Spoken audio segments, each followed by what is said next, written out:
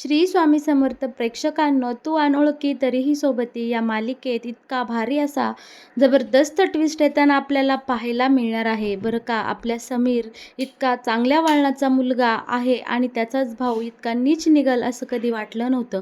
परंतु इकडे आता या राजसीच्या नादी लागून हा जो काही सलील आहे ना, तो आपल्या निकीचं आयुष्य कशा प्रकारे बरबाद करणार आहे आणि इकडे पैशासाठी याने निकीला दावाला लावलेला आपल्याला पाहायला मिळणार आहे बरं का. पण या सगळ्यामध्ये आपला समीर मात्र त्याच्या संस्कारांना जपतो आणि या सलीलची कशा प्रकारे हालत करतो, कसे त्याला जबरदस्त मार देतो, फटके देतो, हे पाहायला आपल्याला खूपच मज्जा येणार आहे. आणि हे सगळं मालिकेमध्ये कशा प्रकारे घडत जाणार आहे हे जर तुम्हाला जाणून घ्यायचं असेल तर नक्कीच तुम्हाला हा व्हिडिओ शेवटपर्यंत पाहावा लागेल बरं का. प्रेक्षकांनो, आता मालिकेमध्ये आपला समीर हा खूपच खचलेला दाखवणार आहे. कारण समीरला त्याची अर्पिता मॅडम, त्याची लाडकी अर्पिता मिळत नाही. या भावनेने समीर आता खचून गेलेला आहे. समीरच्या आईने खूप मोठं कारस्थान केलं आणि त्या कारस्थानाला बळी पडून आपली अर्पिता घर सोडून ऑलरेडी आता निघून गेलेली आहे. आणि आता समीर खूप दुःखात आहे आणि तो विचार करतोय की नक्की माझी अर्पिता कुठं असेल. तेव्हा आता त्याला आजीने सांगितलेले शब्द आठवतात की तुझ्या मनाचे दरवाजे उघड आणि बघ बरं ती कुठं असेल.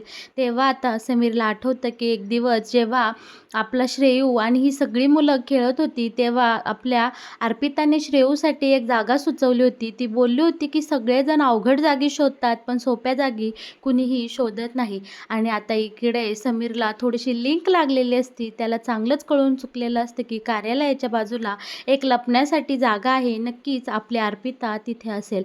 तेव्हा आता जड पावलाने आणि जड अंतकरणाने समीर त्या कार्यालयाच्या दिशेने चालू लागतो आणि पाहतो, हळूच डोकावून पाहतो की तिथे माझ्या अर्पिता आहे का.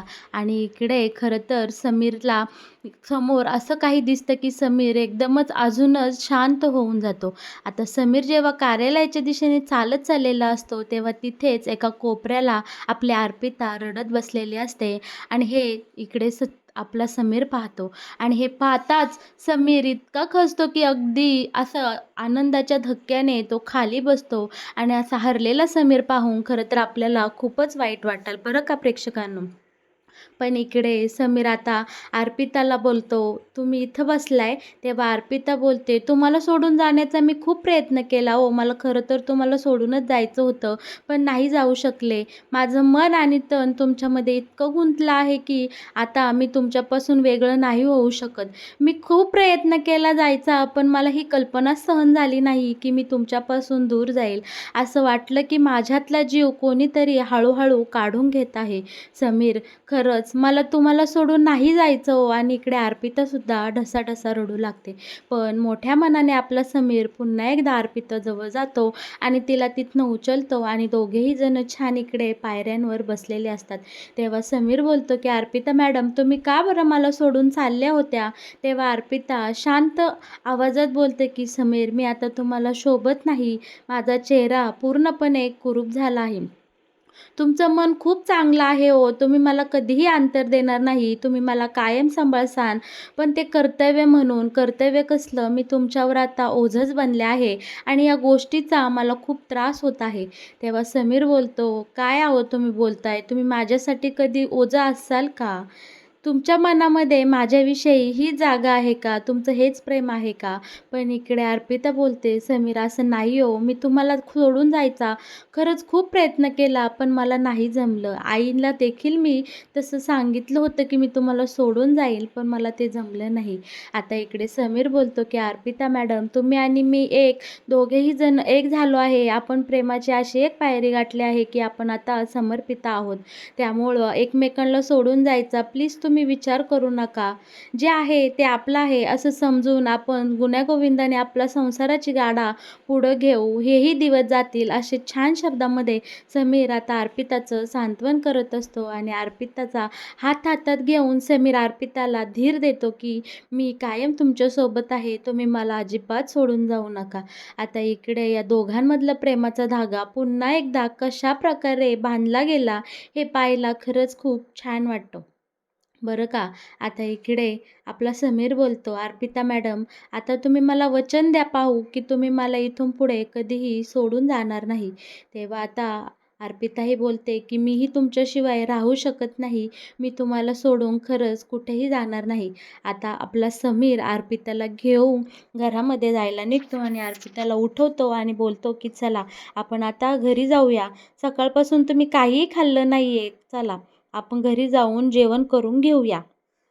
आता इकडे राजसीने रेणुकाला फोन केलेला असतो आणि रेणुकाला विचारत असते, की "होय, ती अर्पिता तुमचं घर सोडून गेली का? ही आनंदाची बातमी माझ्यापर्यंत तर पोहोचली, ती खरी आहे का?" तेव्हा इकडे रेणुका सांगत असते, की "हो, तुला जे काही कळलं ते खरं आहे. खरं तर इकडे आईमुळेच ही अर्पिता घर सोडून गेली आहे. पण जेव्हा समीरला ही गोष्ट कळेल, तेव्हा या दोघांमध्ये खूप मोठं कडाक्याचं भांडण होणार आहे." तेव्हा ही आता राजश्री बोलते, की "जे मला जमलं नाही ते नीलांबरी देशपांडेंनी करून दाखवलं. वाह! त्यांना म्हणा अशीच कामगिरी करत राहा. तुमच्याकडे माझं कायमच लक्ष असेल." आता इकडे रेणुका बोलते, की "अगं वेडे, जेव्हा या दोघांना कळेल, समीरला ऑलरेडी कळलेलं आहे, की आईने अर्पिताला घरातून निघून जाण्यासाठी इकडे सांगितलं आहे. त्यामुळे समीर आईवर खूप चिडला आणि त्या दोघांचं खूप भांडण झालं आहे. आता इकडे त्यामुळे अर्पिताजवळ जेव्हा माझ्या आईचं मन ओढत होतं, ते आता इतकं लांब जाईल, की ती अगदी अर्पिताचा तिरस्कार करू लागेल." तेव्हा आता इकडे राजश्री बोलते, "मग हे सगळं चांगलंच आहे ना, मला तर हेच पाहिजे आहे आणि तुलाही." तसंही मधल्या काळात तुझ्या आईला त्या अर्पिताचा खूपच पुळका येत होता. बरं झालं आता त्या दोघांचं भांडण झालं. इकडे आता रेणुका बोलते, की "हो, तुझं खरं आहे." तेव्हा आता ही राजश्री बोलते, की "तुलाही ती अर्पिता घरात नको आहे ना, त्यामुळे तू अजिबात तिची बाजू घेऊ नको आणि तिथं जे काही घडत आहे ते मला सांग."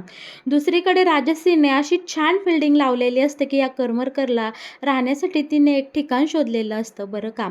आता त्या ठिकाणी ती करमरकरांना घेऊन आलेली असते. आणि त्या करमळकरला हिने सक्त ताकीद दिलेली असते, की "जर आता तू या घराच्या बाहेर पडलास, तर तू ये मी ये. आणि जर त्या घराच्या बाहेर पडलास आणि पोलिसांच्या ताब्यात जर तू सापडला, तर ती तुझी जबाबदारी असेल. तू जर माझं नाव आता या सगळ्यामध्ये घेतलं, तर मी तुला कायमचा या जगातून कसा निरोप द्यायचा याची व्यवस्था नक्कीच करेल. हे माझ्यासाठी काही जड नाही." आणि करमरकर इकडे आता खूप घाबरलेला असतो आणि राजश्री त्याला एकदम अशी धमकी देऊनच बोलत असते आणि सनकेने एक कानाखाली दिलेली आठवण देत असते. तेव्हा इकडे आता करमरकर राजश्रीला खूप घाबरून असतो आणि इकडे राजश्रीचा हेतू साध्य झालेला असतो. तिने अखेरीस करमरकरांना एका सुरक्षित ठिकाणी लपवून ठेवलं असतं आणि आता ती एकदम बिनधास्त झालेली असते.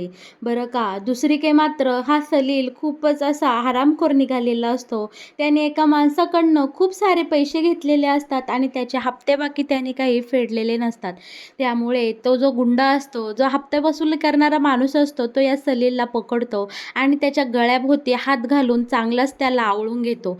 तेव्हा आता इकडे हा सलील बोलत असतो, "सोडा मला सोडा, माझा काही जीव घेता का?" तेव्हा हा माणूस बोलतो, की "पैसे घेताना काय बोलला होता रे तू, की हप्ते वेळेवर भरेल म्हणून. 2 महिना झाले तुझा हप्ता माझ्यापर्यंत पोचला नाही आणि तू मला तोंड दडवून इकडे-तिकडे पळतोस. तुला काय वाटलं तू आमच्या हाती कधी लागणार नाही का?" इकडे या माणसाने ह्या सलीलचा गळा जोरात आवळलेला असतो आणि हा सलील इकडे तडफडताना आपल्याला पाहायला मिळतो. बरं का. पण या ठिकाणावरून जेव्हा राजश्री जात असते, तेव्हा राजश्री हे सगळं पाहते आणि इकडे धावत पळत येते आणि बोलते, की "सोडा त्याला सोडा. त्याला कशाला तुम्ही धरलं आहे आणि तुम्हाला पैसेच हवे आहे ना, हे घ्या पैसे." आता राजश्री तिच्या पर्समधला पैशाचा एक बंडल काढते आणि ह्या माणसाच्या हातात देते आणि बोलते, की "या सलीलला आणि माझ्या समीरला काहीही होता कामा नये. तुम्ही या घरापासून लांबच राहायचं आणि ह्यांना त्रास द्यायचा नाही आणि हे पैसे घ्या." तेव्हा आता पैसे दिल्यानंतर त्या माणसाचा दुसरा एक माणूस असतो, तो सगळं काही पैसे मोजून घेतो आणि इकडे सांगतो, की "सर, बरोबर पैसे आहेत." तेव्हा आता इकडे या माणसाने सलीलला सोडलेलं असतं. राजश्री बोलते, की "तुमचा हप्ता दर महिन्याला एकदम वेळेवर येऊन जाईल, पण तुम्ही या दोघांनाही काहीही त्रास द्यायचा नाही." तेव्हा आता इकडे हा माणूस म्हणतो, "हप्ता वेळेवर आल्यावर मी कशाला तुम्हाला त्रास द्यायला येईल?" आणि लगेच सलीलला सोडतो आणि बोलतो, की "काय भावा, कसा आहेस? बरा आहे ना? इथून पुढं माझा हप्ता वेळेवर आणून द्यायचा, फक्त तू एवढंच करायचं."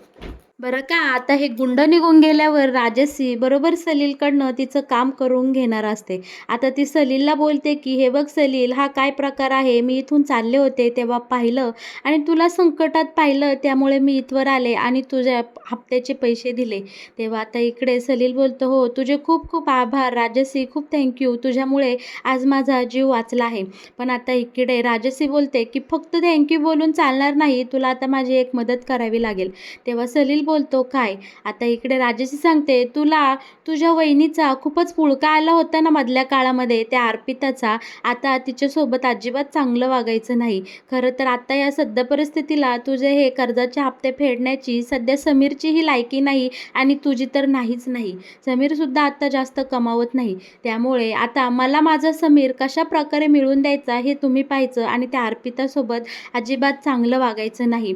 तेव्हा आता इकडे हा सलील बोलतो, की "हो चालेल राजश्री, तू बोलते तसंच मी काही करेल." तेव्हा आता राजश्री बोलते, की "या अर्पिताला हरवायचं असेल तर तिच्या जीवावर घाव घातला पाहिजे. म्हणजे तिची लाडकी बहीण ती निक्की आहे ना, आपण तिच्यासोबत काहीतरी केलं तर इकडे अर्पिताला खूप त्रास होईल."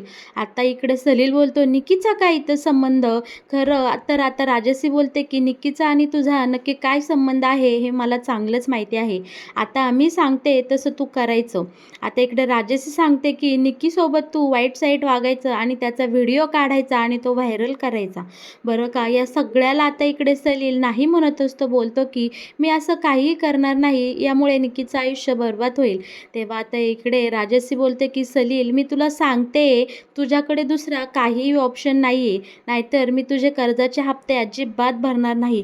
इकडे खरं तर सलील राजश्रीच्या बोलल्याने खूप घाबरून गेलेला असतो. पण आता सलील नक्की काय पर्याय निवडणार हे पाहायला खरं तर मालिकेत खूप मज्जा येणार आहे. आणि या दोघांचं जेव्हा बोलणं चालू असतं तेव्हा नेमकी आपली निक्की तिथं येऊन उभी राहिलेली असते आणि निक्की या दोघांना एकत्र पाहून इकडे शॉक होते आणि सलीलसुद्धा निक्कीकडे एकदम शॉक होऊन पाहू लागलेला असतो. आता इकडे सलील अंदाज घेतो, की निक्कीने आमचं काही बोलणं ऐकलं आहे की नाही, पण निक्कीने काहीही ऐकलं नसल्यामुळे सलील बरोबर आता ही बाजू हँडल करतो आणि बोलतो, की "अरे निक्की, तू इकडे." "हां, मी इथं बसलो होतो. राजश्री या मार्गाने चालली होती, तेव्हा ती इथे माझ्याजवळ आली आणि ती आमच्या चाळीची मालकीण आहे. शिवाय ती दादाची चांगली मैत्रीणसुद्धा आहे. त्यामुळे मी आता तिच्यासोबत सहज गप्पा मारत बसलो होतो." तेव्हा तेव्हा निक्की बोलते, "इट्स ओके, मी काही बोलले आहे का?" आणि आता इथून राजश्री निघून जाते. बरं का, आता सलीलच्या डोक्यात एकच चाललेलं असतं, की राजश्रीचं ऐकायचं की नाही, ऐकायचं की नाही. पण अखेरीस पैशाच्या हव्यासापोटी सलील राजश्रीने सांगितलेल्या प्लॅनप्रमाणे वागू लागतो आणि निक्कीसोबत प्रेमाचं खोटं नाटक करतो. ऑलरेडी निक्कीच्या मनात इकडे सलीलविषयी सॉफ्ट कॉर्नर असतो आणि प्रेम असतं. निक्की त्याला बोलत असते, की "आपण दोघं लग्न करूया." पण सलीलच टाळाटाळ करत असतो. असाच एक दिवस निक्की आणि सलील एका ठिकाणी भेटतात. दोघेही एकत्र असल्यावर हा सलील काय करतो नालायक, तिला दारू पाजतो आणि इकडे दारूच्या नशेमध्ये तिच्यासोबत गैरकृत्य करतो आणि खरोखरच या सगळ्याचा हा व्हिडिओ तयार करतो. बरं का, आणि हा व्हिडिओ जेव्हा तो राजश्रीला देणार असतो तेव्हा हा राजश्रीला फोन करून सांगतो, की "राजश्री, तुझं काम पूर्ण झालेलं आहे आणि तू सांगितल्याप्रमाणे आपण जो प्लॅन केला होता तो वर्क झालेला आहे आणि निक्कीची आता कशाप्रकारे वाट लावायची याचा मार्ग आपल्याला भेटलेला आहे. आणि हा व्हिडिओ जेव्हा व्हायरल होईल तेव्हा नक्कीच अर्पिताला या सगळ्याचा खूप त्रास होईल आणि अर्पिता अर्धमेली होईल." आता इकडे जेव्हा हा सलील या राजश्रीसोबत फोनवर बोलत असतो तेव्हा आपल्या समीरने सगळं काही मागून ऐकलेलं असतं आणि समीर आता सलीलला धरतो आणि बोलतो, की "समीर, नक्की हा काय प्रकार आहे तू मला सांगशील का?" आणि पहिलं तर आपला समीर या सलीलच्या सनकेने कानाखाली लगावून देतो. आता रागातच सलीलला बोलतो, "बोल, लवकर बोल, की हा काय प्रकार आहे?" तेव्हा सलील सांगू लागतो, की "दादा, माझ्यावर खूप कर्ज झालं होतं आणि त्या कर्जापायी काही गुंड माझ्या मागे लागले होते. एक दिवस असंच गुंडांनी मला हेरलं होतं आणि अगदी माझा घसा धरून ठेवला होता आणि त्यावेळी माझा जीवच गेला असता. पण नेमकी राजश्री तिथं आली आणि तिने माझ्या कर्जाचे हप्ते दिले. दादा, सध्या आपल्या एवढी परिस्थिती नाही, की तू सुद्धा ते हप्ते भरशील. त्यामुळे इकडे मी राजश्रीची मदत घेतली. या बदल्यात राजश्रीने तिने मला या निक्कीचं आयुष्य बरबाद करायला सांगितलं, त्यामुळे आपल्या अर्पिता वहिनीला खूप त्रास होईल आणि या हेतूने राजसीने मला मदत केली आणि पैशासाठी मुळात मी सुद्धा अडलेलो होतो. माझे हात दगडाखाली होते, त्यामुळे मी राजसीचं हे म्हणणं मान्य केलं. मला निक्कीसोबत असं वागायचं नव्हतं, कारण निक्कीवर माझं खरंच मनापासून प्रेम आहे आणि तिचंही माझ्यावर खूप प्रेम आहे. दादा, आम्ही लग्नसुद्धा करणार आहोत. इकडे आता सलील खोटं सांगत असतो खरं तर, पण आता समीरसोबत त्याने त्याची बाजू मांडलेली असते. पण हे सगळं ऐकून समीरने पहिलं 2-3 पुन्हा एकदा या सलीलच्या कानाखाली लगावून दिले आणि त्याला चांगला बेदम चोपला आणि बोलला की अरे सलील, हेच आपले संस्कार का? पैशासाठी तू एका मुलीचं आयुष्य बरबाद करायला निघाला आहेस. तुला लाज नाही वाटत का? आपल्या आईने तुझ्यावर हेच संस्कार केले का? तू चांगलीच परतफेड केली रे. आणि अर्पिताने तुझ्यासाठी काय काय केलं हे सगळं विसरलास तू. फक्त पैशासाठी या राजसीला जाऊन मिळाला आणि अर्पिताला त्रास व्हावा म्हणून तू इतकं घाणेरडे कृत्य करू लागला. समीर बोलू लागतो की आज सलील, तू माझ्या नजरेतून पुरता उतरला आहेस आणि तुला भाव म्हणून घ्यायची मला खरं तर आज खूप लाज वाटत आहे आणि मला सुद्धा खूप लाज वाटते की मी तुझ्यासारख्या मुलाचा मोठा भाऊ आहे. आता इकडे आपला समीर चांगल्या भाषेमध्ये या सलीलला बोलतो की आत्ताच्या आत्ता तो व्हिडिओ डिलीट करून टाक आणि तुझ्या फोनमध्ये जर निक्कीविषयीचे काही व्हिडिओ किंवा फोटोज असतील ते सगळं डिलीट करून टाक. आता इकडे घाबरलेला सलील आपल्या समीरसमोर सगळा फोन रिकामा करतो आणि व्हिडिओ वगैरे सगळे डिलीट करून टाकतो. बरं का प्रेक्षकांनो, अशा प्रकारे आपल्या समीरच्या चांगल्या संस्कारांमुळं आज निक्कीचं आयुष्य वाचलेलं असतं. आणि हो, तुम्हाला जर अनोळखी या मालिकेमध्ये येणारे असेच नवनवीन ट्विस्ट, नवनवीन अपडेट सगळ्यात आधी जाणून घ्यायचे असतील तर तुम्ही आपल्या या व्हिडिओला लाईक करा आणि हो, व्हिडिओला सबस्क्राईब केल्याशिवाय अजिबात कुठे जाऊ नका. आणि या मालिकेविषयीचं तुमचं मत कमेंटमध्ये नक्कीच मला स्पष्ट करा.